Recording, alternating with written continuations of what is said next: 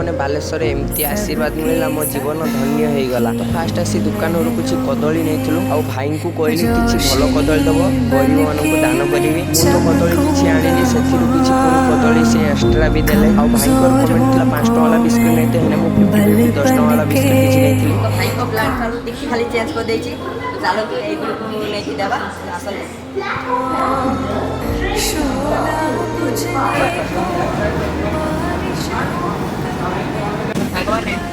देखिए दान करते भल लगे देखिए देते भी मैंने डर लगे कौन किए खोईदेव जब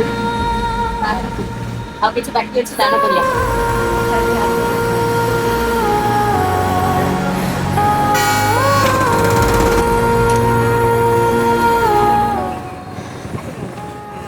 देखा मैंने नुआ वीडियो रे तो पुणी नुआ नुआ कमेंट करदेव सुंदर सुंदर कमेंट तो पुणी गोटे वीडियो देखा तो आज कहीं रोचे आज बहुत खुशी लगे।